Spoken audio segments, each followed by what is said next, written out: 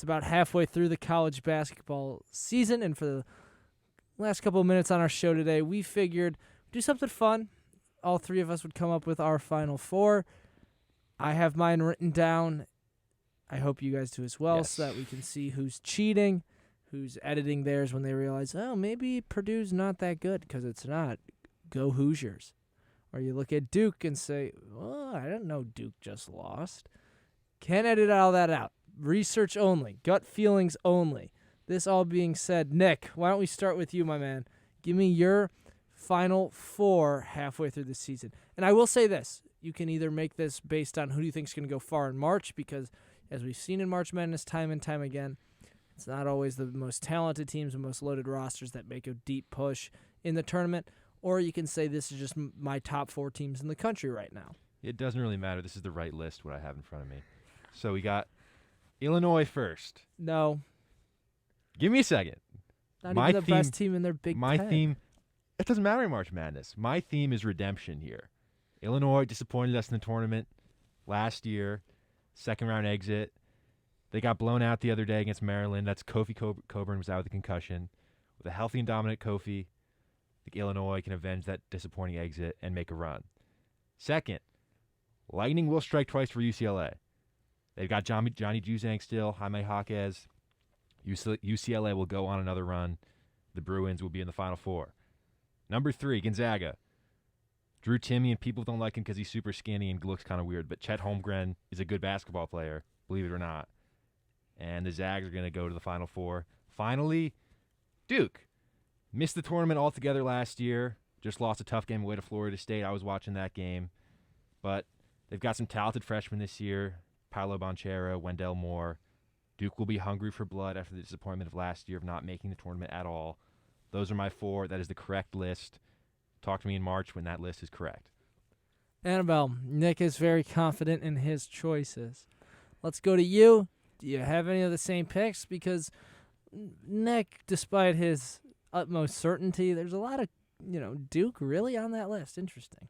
I do have some of the same picks as Nick, and I want to point out it's always hard to consider a Final Four mid-season because I think a lot of team success is just dependent on who gets hot.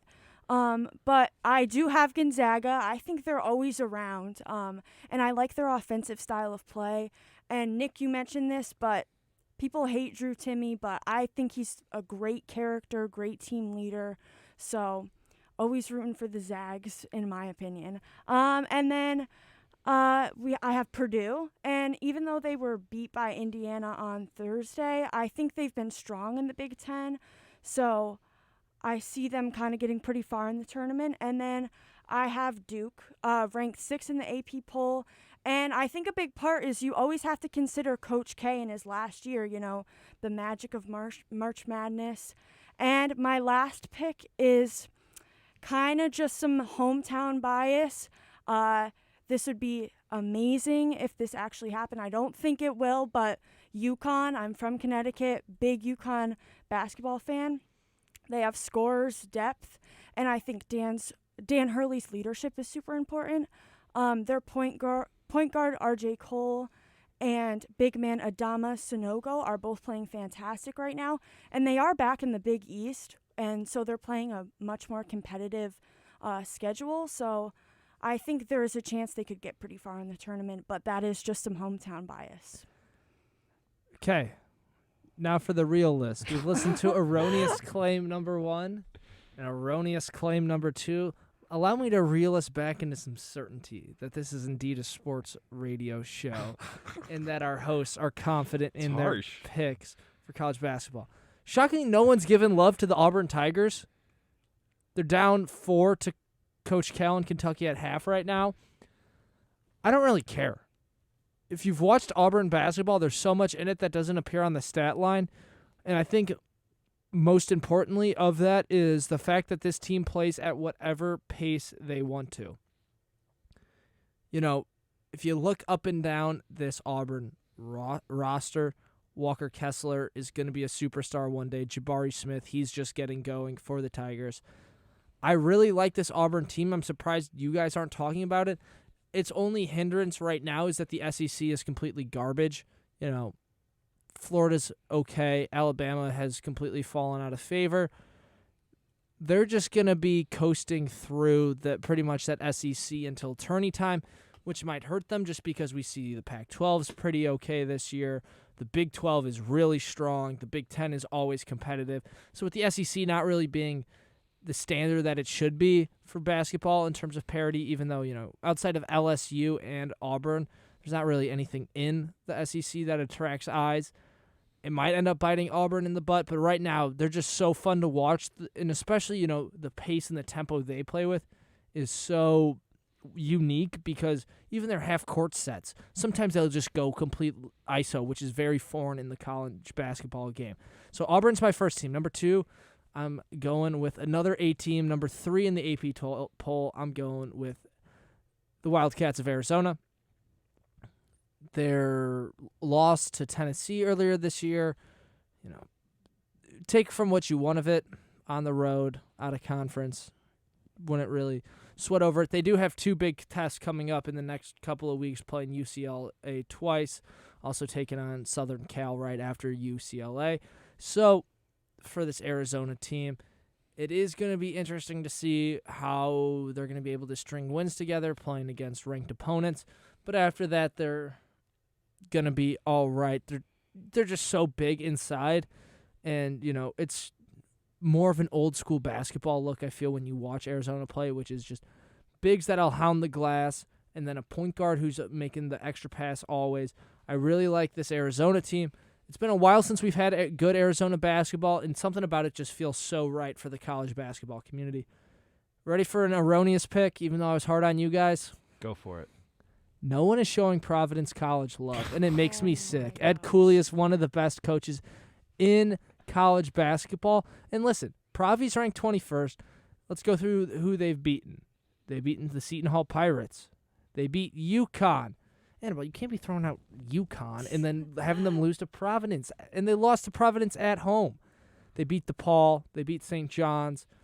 They beat Marquette. No, they lost to Marquette. I lied. They beat Georgetown. Tomorrow they take on Butler.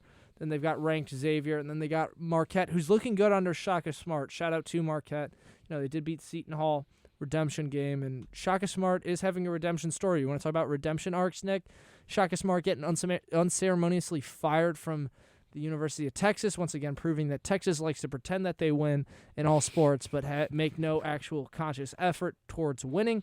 But Shaka Smart, good redemption story at Marquette. I just don't think that team is talented enough this year. I think if he stays at Marquette and gets a long-term deal, he could definitely turn that program in the right direction. But I really like the Friars from Providence College. And my 4th and final pick, it's really a toss-up in the Big 12 between Baylor and Kansas, and that's solely because the Big 12 is absolutely loaded this year in terms of talent. It's going to be whoever doesn't stumble too much, but assuming that both teams, I just like the Baylor Bears. I think that team is loaded in terms of their returning cast from their championship season. And also, they had a couple hiccups. They lost to Texas Tech, and they lost to Oklahoma State in back-to-back games. So obviously that's going to hurt their rankings. And in both games, the Oklahoma State game, they were just pressed from minute 1 and had difficulty getting out of it early. And Texas Tech just outscored in the last couple of minutes. But, by and large, I think Baylor's still the team to beat in college basketball for the men's. And I don't see any way that they don't make it at least to the round of 16, the Sweet 16, as it were, in the tournament this March. But with that being said, we're all aware that it is March, and when March tends to get on the calendar, you can throw all expectations out of the window because you can get an FGCU, you can get a UMBC, you can get, UCLA this past year. Yes, even and I think that's the hardest thing about making these Final Four picks, as Annabelle pointed out, is that so long as you have a competent team, no matter what level at which you play, you have a shot in March because you just need to be better on the matchups for 40 minutes and then move on to the next round and be better on the matchups in the next round. That's what makes it so much fun. There's the fact that we have no idea who's going to make the Final Four is why we love it so much. All right, since we guessed the Final Four, everyone give your national championship pick right now. If any of us are right, there's no monetary incentive involved. We just Allegedly. But you do get to hold the title of being the one and only person on this special one-on-one here on January 22nd to correctly guess the national title. I will be safe. It is Gonzaga that is the national champion. I'm going to go and say it's Duke's year. Coach K's last year. Coach K is a cheater and a fraud. He is Rick Pitino without getting caught. Give me the Auburn Tigers. I really think that this could be their year, getting back to a good era of SEC basketball.